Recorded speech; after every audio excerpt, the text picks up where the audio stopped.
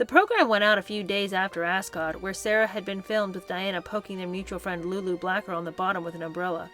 Her exuberance, her social gaffes, her lack of dress sense, her obvious enjoyment of having a good time, her unpretentiousness and good humor, which at first had endeared her to the public, had become a liability.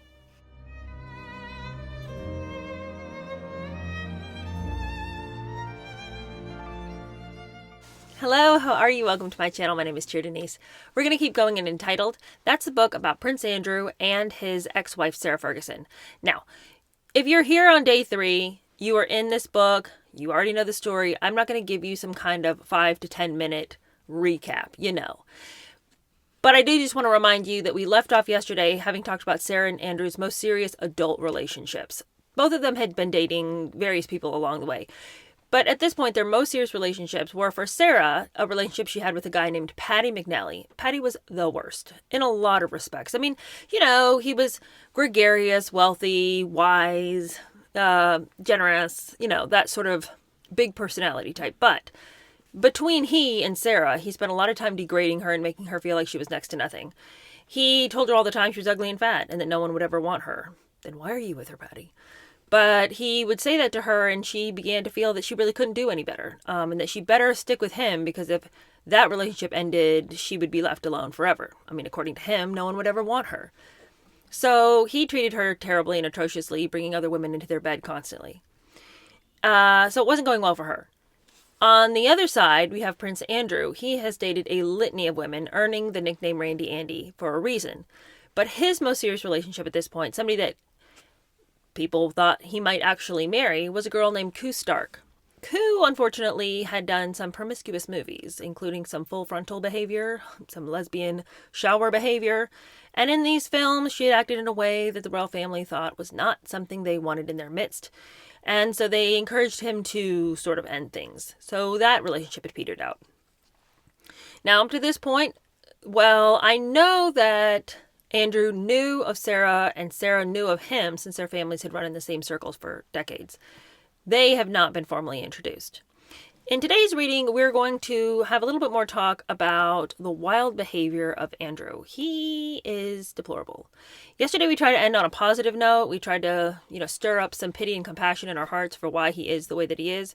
But today he is going to make you really frustrated almost immediately with his behavior. He is a pig like you would not believe.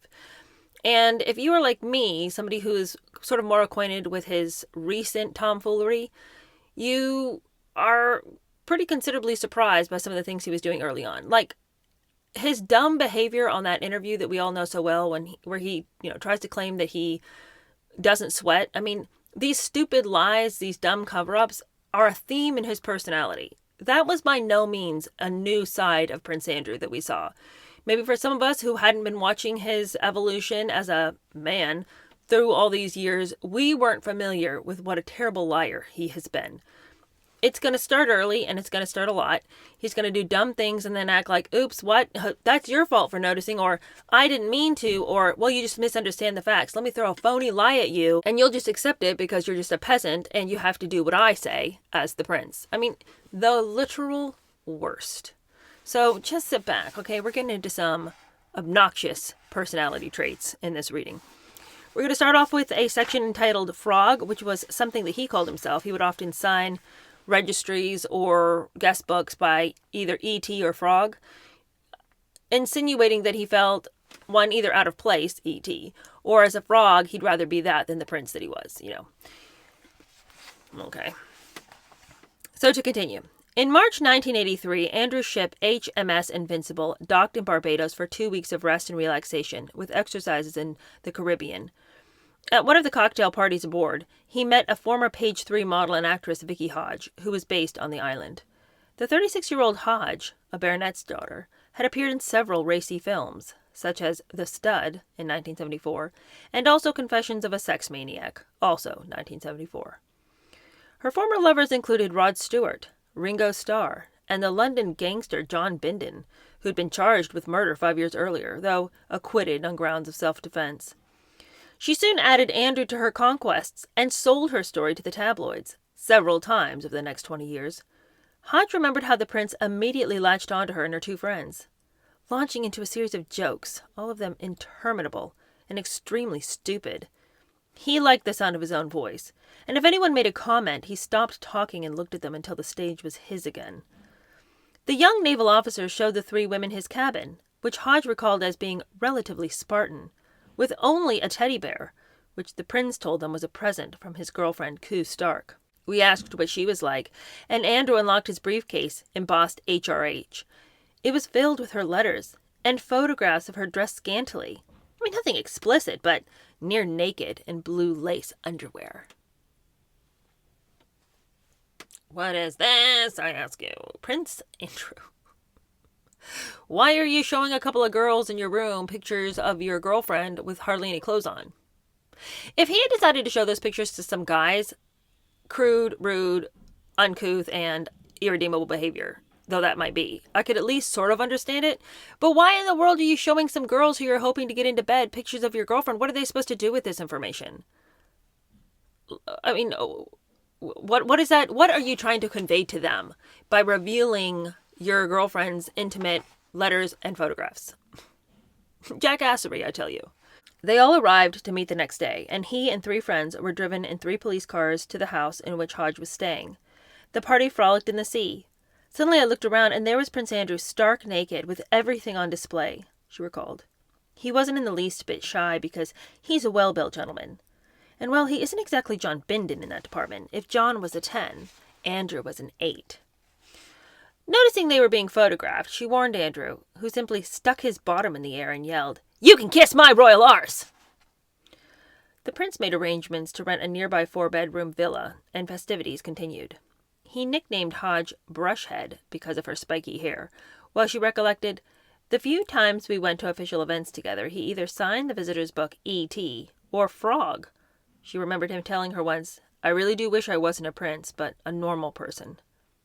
But Hodge's abiding memory was that when making love, Andrew would count down from 10, explaining that Koo had taught him to count as a way of stopping himself from climaxing too soon. She found him very full of himself, a bit immature but very charming, nice and very sexual. He was a terrible flirt. Can you even imagine the horrors of being in an intimate situation with somebody and they start counting down from 10? Talk about a real buzzkill.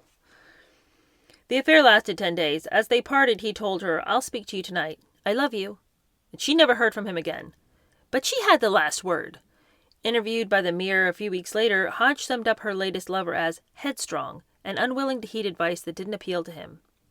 He needs someone with the strength and authority to prevent him from getting into escapades that embarrass him and the rest of his family. Already the respect he had gained during the Falklands only months before was being lost, and with the birth of Prince William while he was in the Falklands, Andrew had shifted down the royal pecking order. The People newspaper noted, "He's the world's most eligible bachelor. Considering that he's third in line to the throne, he's also one of the silliest and the Queen's #1 headache." Reporting on the Hodge story in the same issue, the psychologist George Eddington argued, "Andrew feels much more free, and the rules that apply to Charles don't really apply to him." While astrologer Russell Grant was quoted as saying, "If he wasn't a member of the royal family, his ideal role would be running a beach bar in the sun, the odd blue movie being shown at the back." Andrew's demotion was to prove fateful, as he increasingly sought to establish a defining role for himself. Ralph Wykes-Snade believed the episode marked a turning point in the public's perception of the prince. It was the moment when Andrew began to squander the credit the nation had accorded to him for his time down south. The squadron had enough numbers to physically shield the prince from the press when he was ashore in Barbados, but he didn't do much to help himself, instead asserting that it was who he was that counted.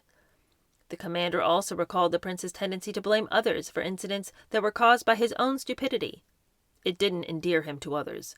Another naval colleague, who served with Andrew in 820 Squadron, felt no one really knew the prince, who kept himself apart. He certainly had a strong sense of entitlement, and didn't feel he had to earn respect. He expected people to come to him, and seemed to have no great interest in other people. He had no great circle of friends, and certainly wasn't one of the lads. Well, This downfall is going to continue. The story in the paper about him counting down from 10 was repeated on everybody's lips, and everybody thought he was just kind of silly and dumb. But he's not doing anything to help his own image, and that is really, I think, his greatest downfall. If some silly person who'd been in all these filthy films wanted to say a couple of things about you in the papers, whatever, you know? Who can prove that she's telling the truth? But when you go out and start acting dumb on your own, then we have problems. In July 1983, Andrew completed his attachment to 820 Squadron and moved to 702 Naval Air Squadron at Portland and Dorset. The prefix 8 signifies a frontline squadron, 7 a training one. To learn how to fly the Lynx helicopter, half the size of the Sea King. As his instructor, Lieutenant Andy Simons, explained, it'll be like going from a tank to a sports car when he jumps into a Lynx. Contrary to claims that Andrew received no special privileges, instructions were sent to the engineers servicing the helicopters. The policy of allowing His Royal Highness to enjoy a normal naval flying career and not to be subject to unnecessary severe constraints is to continue. Lynx aircraft will not be prepared to Gold Seal standards. However, certain additional engineering procedures will be applied to 702 Squadron. Key personnel are to be screened to ensure a level of technical proficiency of at least satisfactory standard, and with no adverse personal qualities. In spite of the adverse media publicity from his fling with Vicky Hodge, there were plans to increase Andrew's royal duties, with arrangements to open the Mountbatten Centre in Portsmouth, the Falkland Islands section of the Fleet Air Arm Museum in Yeovilton, and the Biggin Hill Air Show. In February 1984, he was promoted to the rank of lieutenant, and the Queen appointed him one of her personal aides-de-camp. In April, he made his first major official overseas tour, representing the Queen at the 150th anniversary celebration of St. Helena. From there, he went on to a 4-day tour to California to support the British Olympic Association and a trade promotion. Britain salutes Beverly Hills. A Foreign Office report, copied to Buckingham Palace, concluded the visit had been a considerable success. In the course of a full and varied program, His Royal Highness was able to bring powerful support to the British trade promotion effort by focusing attention on British consumer goods. Not since the visit of Her Majesty the Queen has a foreign visitor received so much TV coverage. The overall impression given of a fresh, modern, inquiring, and caring personality has a special appeal to Americans who invariably responded positively. Let's talk about reality, shall we? Because it was rather different. 1,000 people were kept waiting at an exhibition after Andrew dawdled at an aircraft factory. Touring a Beverly Hills department store, he stopped at the counter selling bespoke British shirts.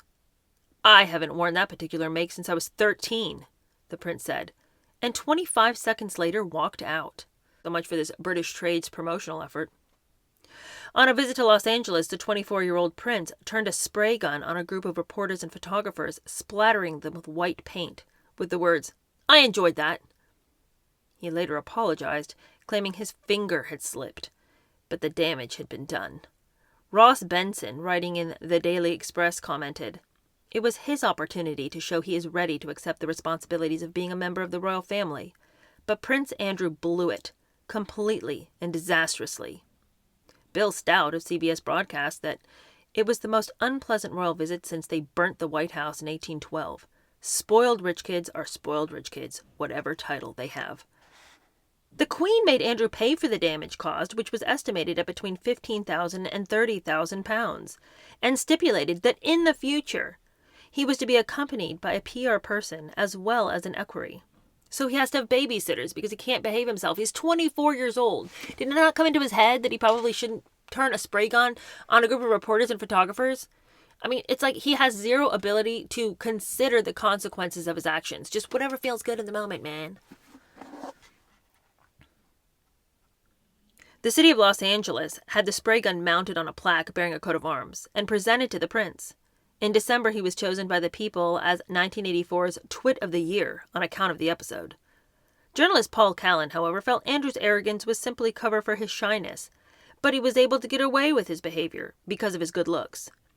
Various women continued to be linked to Andrew in the press. In January, it had been reported he was dating Bridget Matthey, who shared his love of ballet. The following month, it was the actress Katie Rabbit, whom he had met at a photographic exhibition and who had hosted the prince's 24th birthday party at her parents' West London home. The relationship foundered when nude pictures of Rabbit, taken a few years earlier, surfaced in a tabloid. Other names mooted included the actresses Catherine Oxenberg, whose mother was a cousin of Prince Philip, and who claimed he proposed marriage, Anne Marchant, Finola Hughes, and the model Claire Park. The prince met many of these girlfriends as a result of his hobby, which had first been encouraged by his relations Lord Snowdon and Lord Lichfield, and then nurtured by the photographer Jean Nocon, whose wife Liz was to become a confidant. According to Jean, the prince was very serious about his photography. He has an advantage over other kids in that he knows where he's at technically. If a guy can fly a helicopter, he can handle a camera, but he also has an instinctive aesthetic eye. Andrew had converted an unusual bathroom on the third floor of Buckingham Palace into a dark room, and scattered throughout his apartment were blow-ups in black and white of stark landscapes, bare trees, and strangling sheep. Strangling sheep? Do I not know what that term means? What is strangling sheep? Are people literally strangling them? Or, like, what does this mean? Is there a rope around these things' necks? Is this a phrase? I need to look this up because I don't understand this. Through Stark, he had participated in Nocon's Personal Points of View exhibition, and in 1985 published a collection of photographs, with proceeds going to charity, which he described in the foreword as a small slice of autobiography recording memories and impressions through my eyes and the lens of a camera. The largely black and white collection included pictures taken from and of Buckingham Palace and Windsor Castle, holidays in Canada and Scotland, royal tours and members of the royal family, and models such as Claire Park and Finola Hughes, later best known for the daytime soap opera General Hospital. Asked by David Frost if there was a theme to his work, he paused and said, "Dare I say it? The theme, in fact, is loneliness." Interesting. Was he being honest or was he being pretentious? Did he really think that was the theme? I mean, I think it feels like he wanted people to know he was lonely. By, like, signing things Frog and E.T. and whatnot, it's like he wanted people to ask him how he was. But then I don't know if he had the ability to articulate how he was really feeling. If somebody had asked him, how are you really feeling about this, would he have been able to say? I don't know. In March 1984, the Sun suggested various candidates for marriage, arguing that when he settled down, it would be with a woman who will not have had a string of wildly unsuitable boyfriends.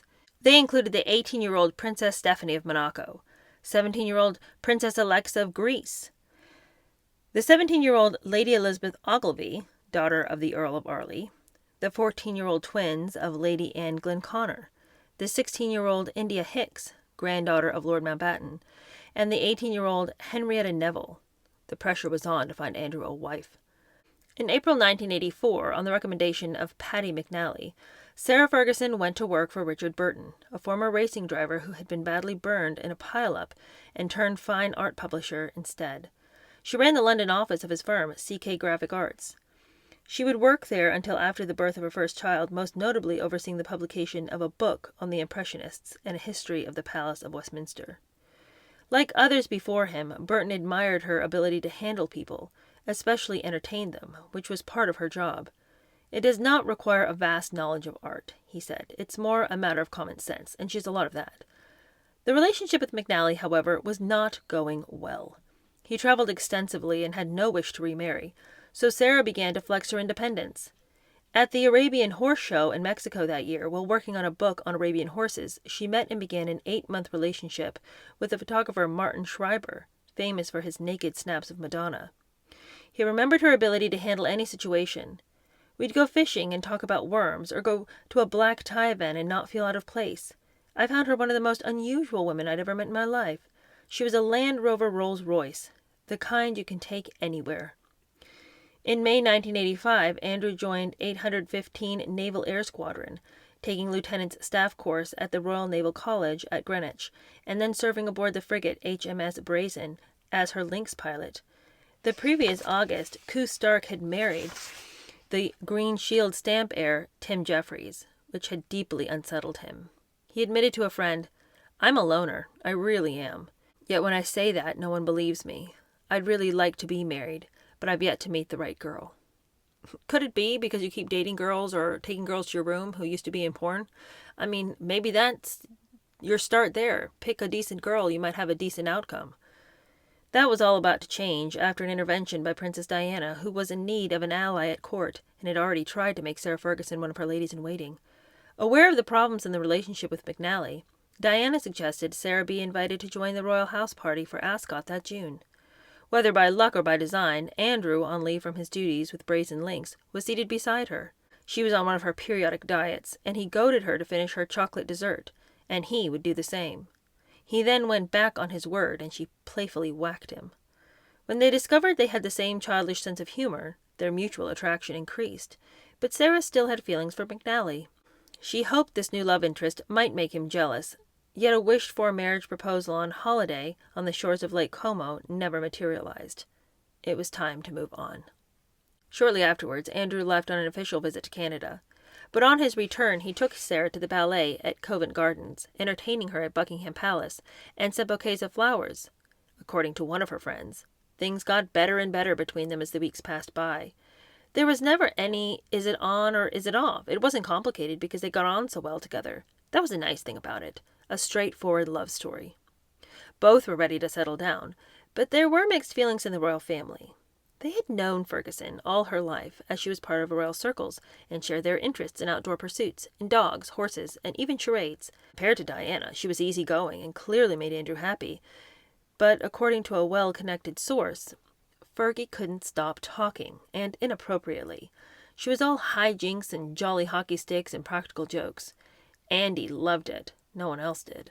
I was told that the Queen said to someone after Fergie left the presence, "Does that girl never stop talking?" The Duke of Edinburgh just thought that she was a girl on the make. Even Sarah's own family were not sure about the relationship.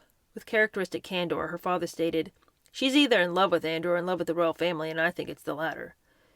There were also concerns that there might be scandals in her private life.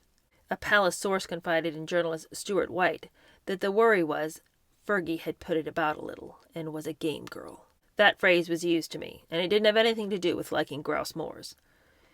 In December, Andrew took her to an Elton John concert to make their relationship public, but since she wasn't his usual type, the press didn't even notice. Then, just before Christmas, the story broke in the Daily Mirror. An attractive redhead is set to join Prince Andrew for Christmas at Windsor Castle. She is Sarah Ferguson, the new love in Andrew's life, and one of Princess Diana's best friends. A friend added, "No one is expecting any sort of early engagement, but this is a romance which should be taken seriously." Ferguson spent New Year at Sandringham, and Andrew broached marriage, feeling under pressure from his family to settle down, on the rebound from various failed relationships. Driven by a strong physical connection, an attraction to Ferguson, and loneliness, he felt this was an opportunity that he should not lose. But she was worried at the speed of events, as one friend remembered. While she was enormously happy, she was petrified about what she was letting herself in for. The courtship continued into 1986, with Andrew driving up to London from Portland every Friday in his Jaguar to take his new girlfriend out. They spent weekends at the homes of friends, such as Alastair Hayden Paton, but reports in the press maintained the prince was still infatuated with Koo Stark and intended to keep seeing her, and there were stories of phone calls to Buckingham Palace from a Fiona Campbell. In early February, HMS Brazen docked in London, and Sarah made her first public appearance with members of the royal family, accompanying Diana to a cocktail party. Learning the ship's shop sold knickers with the word Brazen embolded on the front, Diana bought several pairs for herself and Ferguson. Later that month, with Andrew back at sea, Sarah joined the Prince and Princess of Wales on their annual cloister ski trip, impressing Charles enough for him to exhort his wife, "Why can't you be more like Fergie?" After Brazen docked in Sunderland on a 5-day goodwill visit, Sarah traveled up under the name of Miss Anwell to see Andrew again at Flora's Castle. Yet that Sunday, the News of the World ran a story, "Andy Girl in Cocaine Castle," alleging that drug-taking was prevalent at McNally's chalet in Verbier, which had been christened Snow Castle. It did not put Andrew off. After a boisterous snowball fight, he proposed. Ferguson was so surprised she offered him the chance to change his mind the next morning, but he only reaffirmed his proposal. Given that they needed permission from the Queen, who would not be back from a tour of Australia and New Zealand for another 3 weeks, they told no one. Eventually, on March 15th, Andrew saw the Queen, seeking permission to marry. She already knew what he was going to ask, and readily agreed. She was overjoyed, Andrew recalled, very pleased. And beyond that, what else is there?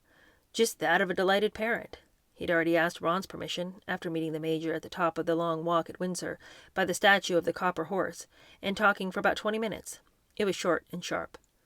Whatever the misgivings among the two families, it was obvious the couple were in love. Astrologer Penny Thornton remembered meeting them at dinner. It was a very merry evening. They couldn't stop touching each other.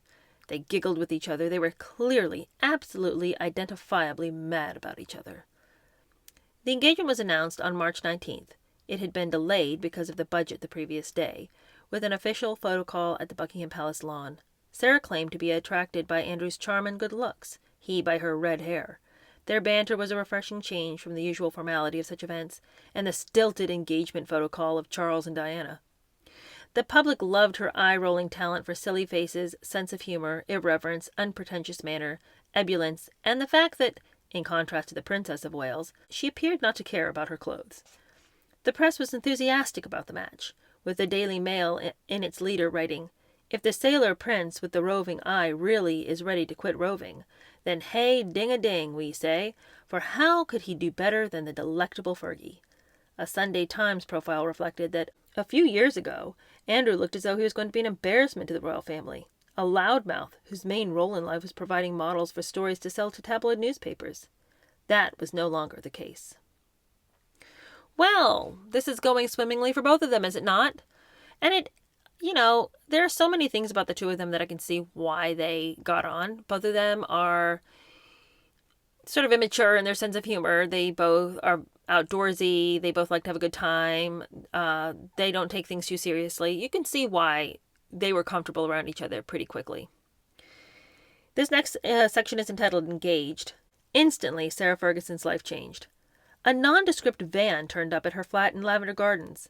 According to journalist Andrew Morton, for the next couple of hours, these courteous but brisk officials, from MI5, the special branch no one to this day knows, went through the house from top to bottom. Anything remotely connected with Sarah was packed away and loaded into the van. Her flatmate, Carolyn Cottrell, was left with no pictures of Sarah. Amid concern about her links with the vast Verbeer set and that nothing should survive that might prove embarrassing, all traces of Fergie's previous life were wiped. She was installed in Andrew's suite of rooms on the second floor of Buckingham Palace under the supervision of his valet, Michael Perry, and the Queen's chief maid, Carolyn Terry. Ferguson remembered, Andrew's bedroom and dressing room, an absolute time warp. Dozens of stuffed animals blanketed the bed, while pink teddies hugged each other atop a lamp. Boys' guns and bachelor bits lay all over. One teddy bear wore a vest. It's rough being a prince. She now worked from the palace, shared Andrew's police protection officer, and had a police escort when traveling. Her blue BMW was swapped for a Jaguar XJS, leased by the royal family and fitted with sophisticated radio equipment. She began to do royal engagements, joining the family for a service of Thanksgiving at St. George's Chapel and at the Royal Opera to celebrate the Queen's birthday, and in May sharing the royal box with the Queen at the Windsor Horse Show. The couple were invited to stay with Prince Charles at Highgrove, whose housekeeper, Wendy Barry, remembered one visit in particular that suggested the night before had been riotous. By all the evidence, Andrew and Sarah had decided to try out both rooms in the space of a few hours. Several staff at Buckingham Palace had warned me that I would be changing both beds every day for the length of their visit.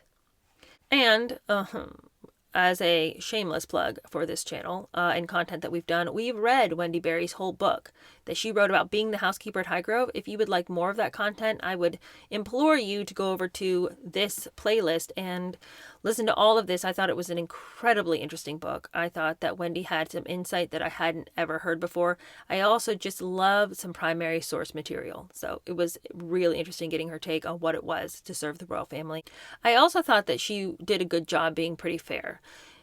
She was complimentary of the two when she could be, of Diana and Charles, but she also pointed out some of the things that they did that were not particularly helpful to their family life and to their marriage. So if you enjoy that sort of insider look, I could not recommend that book more highly.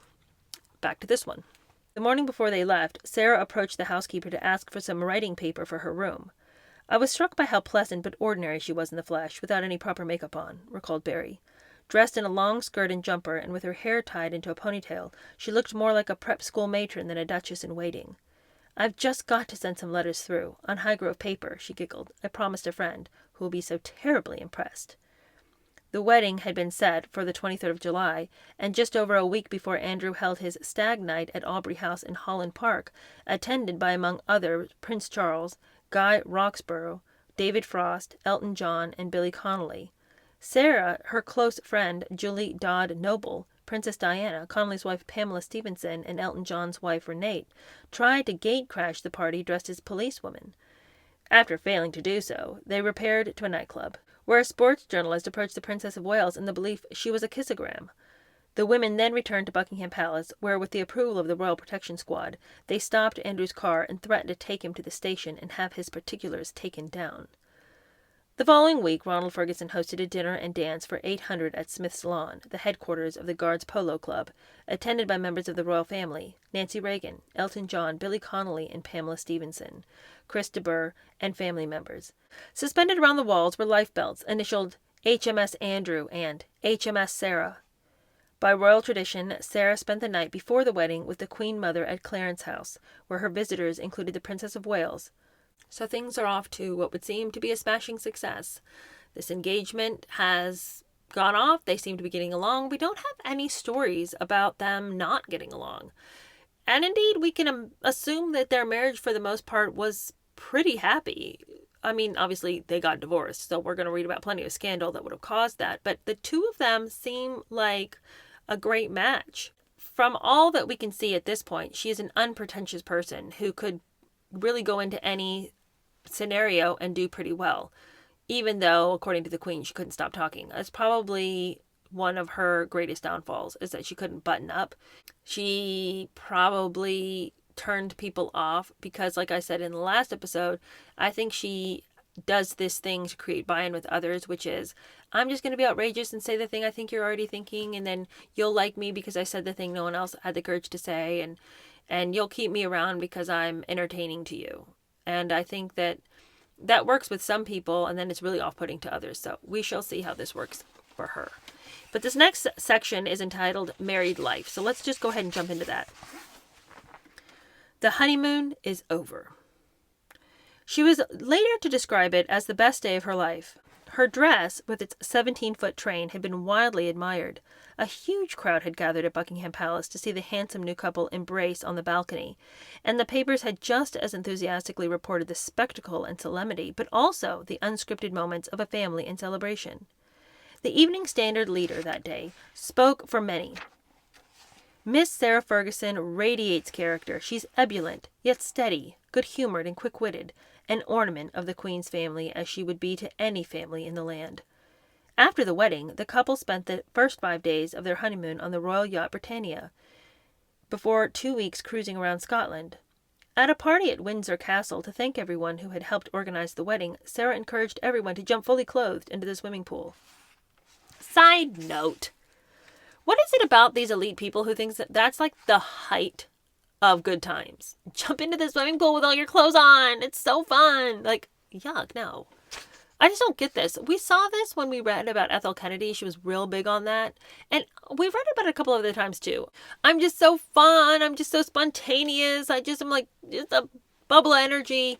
You know, I just don't care about the little things. Let's all just jump in with our clothes on. Like, but why? Am I just a humorless old crone? That just doesn't sound fun to me. Andrew began a weapons instructor course at Yeovilton, 150 miles from London. And Sarah returned to her job at the art publisher, royal duties, and Andrew's bachelor apartment at Buckingham Palace. She had been refused permission to share naval quarters with her husband on security grounds, and was forced to store her clothes in freestanding cupboards in the corridors outside their quarters. For their wedding, the Queen had gifted them a parcel of land on the Sunninghill estate, adjoining Windsor Great Park. It had personal memories for the monarch because the early 19th century two-story stucco house, Sunninghill Park, the wartime headquarters of the American 9th Air Force, had been earmarked as her first married home, but shortly before her own wedding in 1947, it had been destroyed by fire. The site had been considered as a possible home for Princess Margaret in the 1960s. Now the Balmoral estate architect, Sir James Dunbar Nansmith, was tasked with building a red brick house to the York's specifications in the 5-acre former walled garden. It was to be the first new-built royal residence since Bagshot Park was completed in 1879 for Queen Victoria's third son, the Duke of Connaught. Construction began in 1986, but would not be completed until 1990. 3 afternoons a week, the new Duchess of York drove herself to RAF Benson in Oxfordshire, then home of the Queen's Flight, for flying lessons, and paid for by a family friend, Lord Waterpark. She was determined to understand Andrew's world and to surprise him. After 22 days of training, Chatterbox 1, the nickname given to her by air traffic controllers, made her first solo flight, and in early 1987 the Duchess was presented with her wings, the first royal female to hold a private pilot's license. A few months later, she took part in an air display, Looping the Loop. Part of a struggle against court protocol, flying gave her a sense of freedom, just as skiing had. What the public did not know was that there were problems in the marriage within weeks of the wedding, given Andrew's absence. Friday night he'd come home to our apartment, fresh from the wardroom, tired and grumpy, she said. On Saturday he'd get nearly human, but by Sunday lunch he'd get edgy again because he had to get ready to go to work, and he didn't want to go. She'd wave goodbye to her new husband and then sit in her dressing room, stared at by the stately oils of Queen Victoria on the walls, and I would break. I would cry softly, resignedly. There were faults on both sides. According to one friend of Andrew, the marriage quickly became an arrangement. After the Duke was posted to Portland, in an attempt to spend more time together, they rented Chiddock Manor, a 5-bedroom Regency house with a swimming pool set in 30 acres between Bridgeport and Lyme Regis, which boasted a secret passage to the chalk cliffs a mile away and was supposedly haunted by ghosts from the Civil War. But Sarah also felt lonely there. She never felt she could make it her home, explained a friend. It was too remote and inconvenient. The arrangement lasted 9 months, during which they visited Chiddock on only 4 weekends, despite it being monitored around the clock by Dorset police. Part of the problem was their finances. Andrew had his naval pay of £17,000 a year. She had her £15,000 publishing salary, which was supplemented by a civil list payment of £50,000, rising to £86,000 in 1988, and £155,000 in 1989. This had to cover an equerry, valet, dresser, and private security, and they were grateful to eventually be lent King Hussein of Jordan's 7-bedroom Castlewood house on the edge of Windsor Great Park. Bored, Sarah started 1987 with 3 weeks at Sandringham, followed by a fortnight skiing in Cloisters, and a 10-day break with Andrew in Barbados, paid for by multi-millionaire Robert Sangster. But by June on BBC One, a television show aired that was to further undermine the new Duchess of York's popularity. It's a Royal Knockout revived a popular game show of the 70s, orchestrated by Prince Edward as part of his fledgling television career, into a medieval-themed celebrity tournament. Filmed in front of a plywood castle at Alton Towers theme park, it pitted teams led by 4 non-participating royals: Prince Edward, the Duke and Duchess of York, and Princess Anne. The celebrity sides each raised money for charity, took part in a series of obstacle games that involved them dressing as giant vegetables or throwing fake hams at each other, races on oil slicks, jousting, and water bucket drenchings.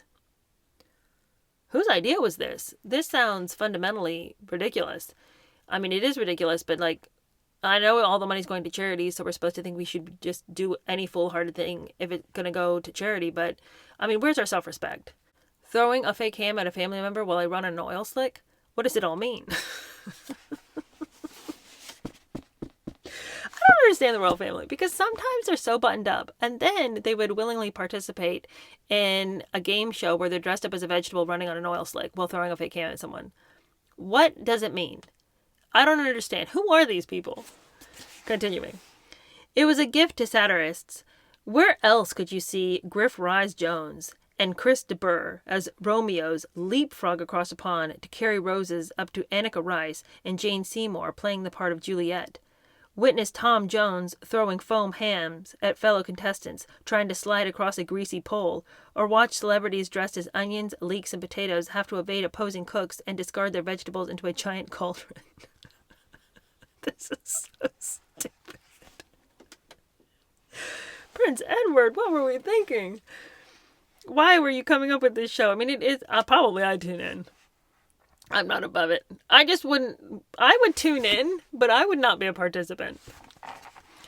Courtiers had advised against the extravaganza, and many members of the royal family refused to take part. Nonetheless, It's a Royal Knockout drew a domestic audience of 18 million viewers, making it the fourth most watched program of the year, and it eventually reached 400 million viewers worldwide and raised over 1.5 million for the respective charities. Now, however, it is largely remembered for a petulant Prince Edward storming out of the press tent after its members showed insufficient enthusiasm for his pet project. I know the captains have enjoyed themselves. I only hope that you've enjoyed yourselves. Have you? Well, thanks for sounding so bloody enthusiastic. What have you been doing in here all day? Have you been watching it? Yeah. What did you think of it? Thanks. I thought it was great. The competition was won by Princess Anne's team, with the Yorks finishing third and fourth. Broadcaster Stuart Hall, who presented the show and would be imprisoned in 2013 for child abuse, was knocked off his feet when Prince Andrew accidentally set off a cannon early, singeing his eyebrows. Andrew also tried to push Meatloaf into a moat after he felt the singer had taken too great an interest in Ferguson. The U.S. rocker, dressed in a fake suit of armor, responded by grabbing the Duke, who reportedly moaned, "You can't touch me, I'm royal!" To be told, "Well, you try to push me in the moat, Jack, and I don't give a shit who you are. You're going in the moat." Someone called it undignified. Whatever it was, the event marked a sea change in the media coverage and public perception of the royal family, and, in particular, the Duchess of York, whose lack of decorum made many wonder if perhaps she was just too much of a breath of fresh air. At one point, she had urged Meatloaf to steal Andrew's panda mascot and stuff it down his trousers, and then led her team round the field in a lap of honor. She resembled not so much a dignified duchess as the captain of a girls' hockey team who had just beaten their Keenish rivals. The program went out a few days after Ascot, where Sarah had been filmed with Diana poking their mutual friend Lulu Blacker on the bottom with an umbrella. Her exuberance, her social gaffes, her lack of dress sense, her obvious enjoyment of having a good time, her unpretentiousness and good humor, which at first had endeared her to the public, had become a liability. "Ferguson makes it 9 holidays in 9 months, ran one headline, reporting that she had taken 99 days holiday in the first 9 months of 1987. Another criticized the huge security costs incurred so that Andrew could take a picture of Carrickfergus Castle for a forthcoming book. The official reason given for the trip had been to visit a boating marina, claiming that hundreds of policemen were involved in an operating cost tens of thousands of pounds. The Duke strolled by, took a few snaps, and went for a VIP lunch. The public were prepared to buy into the monarchy when it involved public service, but not when it was simply private pleasure paid for by the taxpayer. Ferguson was seen as indiscreet, irresponsible, inappropriate, and her growing imperiousness and reluctance to conform earned her enemies among the courtiers. The press criticized her weight, vulgarity, and numerous freebie holidays, something she was aware of. Tailor Brian Manning remembered her T-shirt when he went to measure the Yorks for their It's a Royal Knockout costumes. It said, "Pieced again," across the front. In July, the couple toured Canada, drawing a mixed response. Some commentators liked the lack of formality and enthusiasm in her warmth. Others thought her behavior unsophisticated and vulgar. There were also complaints from palace staff who found Fergie disorganized and demanding. After an evening out on the town, favorites were Harry's Bar or Annabelle's in Mayfair, she would regularly arrive at the palace late at night with guests and expect staff, working since 6:30 a.m., to rustle up a meal. Clairvoyant Maureen Conway, meeting Sarah later that year after a gap of 12 months, felt the lovely, carefree, unaffected girl had gone. Now there was a rather grand person, only too aware she was a duchess. It was a view shared by Highgrove housekeeper Wendy Barry. Marriage brought her attention and a list of privileges that she could never have dreamed of. It was quite to turn her head. The transformation had been swift, yet the unrelenting public glare also took its toll. Sarah took the jeers about her weight to heart and for weeks lived on a diet of 10 exotic fruits, such as guava, mango, and pineapple, with liberal doses of sliced root ginger and boiled water, and a course of homeopathic vitamin pills. She regularly swam in the Buckingham Palace pool and followed the exercise regime devised by Callan Pinkney. The American fitness guru flew over from New York to supervise her royal client, sometimes for up to 3 hours. "She was very dedicated to losing weight and worked as hard as anybody I've ever known," said Callan. The problems in the marriage were becoming more evident. In September, the couple toured Mauritius. staying on for a further week's holiday, the £5,000 bill shared between the island's government and a South African hotel group. According to Mike Lawn, a royal photographer, the prince didn't step outside their hotel, which owned a private island just offshore. He stayed in reading books and watching videos on TV. The Duchess came out one day when it was raining to go shopping. She looked fed up. With Andrew at sea, Sarah fully enjoyed the perks of being a member of the royal family. In January 1988, she and 3 friends spent 5 days at the St. Jean Hotel in Mauritius, courtesy of the owners Sun International, one freebie or upgrade among the many that companies fell over themselves to give royals. Later that month, sponsored by People magazine, she flew Concorde to New York to attend a charity gala performance of Andrew Lloyd Webb's musical The Phantom of the Opera, staying in her 3,000 presidential suite of the Waldorf Towers. The party continued long into the night, to such an extent that the sponsors faced a charge of several $1,000s for extra catering and room service. One who scrutinized a breakdown of the wine bill commented, "Well, she certainly knows her vintages." In February, she appeared at the ski championships organized by the Combined Service Winter Sports Association, of which she was patron. Though the event lasted just 4 hours, she arrived days early, staying in a chalet lent by socialite Lorna Cooper Kay, and insisting the maids call her ma'am, curtsy to her at all times, and requiring them to spend hours cooking a meal before deciding to dine out. Oh my, this is terrible. This is not okay. And I'm so disappointed because I had wanted to like her so much, and I do still like her. But this is a sad departure from who I thought she would be. And it also goes to prove what a coping mechanism this behavior of, I'm just going to be the likable one in the group, I'm going to be the most relatable one in the group, that's all gone because that coping mechanism doesn't necessarily need to be. That's how she had to behave when she needed to find some group that would take her in. Well, she's found a group that's taking her in, the royal family. And so now she gets to try on a different personality. This overbearing, entitled little bitch that is just sort of a clone of her now husband. He behaved that way, so why shouldn't she? If he's going to lord it over everybody that he was born into this title and somehow that's a credit to him, well, he picked her and now she's married into it. So now his credit has become her credit and she can behave any way she wants. What a disappointment that she would treat staff and other people as beneath her when she knows what it feels like to be unseen and unimportant. The same month, the Yorks, accompanied by Ronald Ferguson, captaining a Guards polo team, visited California as part of a 3-month celebration of British arts, which began with the opening of a major retrospective by David Hockney at the Los Angeles County Museum of Art. The Foreign Office sold it as a success, with diplomat Sherard Cooper Coles writing to David Smallman of the Protocol Department, "Their Royal Highness's contribution to the overall success of UK-LA 88, which only ended in April, was very considerable. The result was an upsurge of interest in Britain and things British." But the press lambasted the Duchess for not behaving with the appropriate dignity.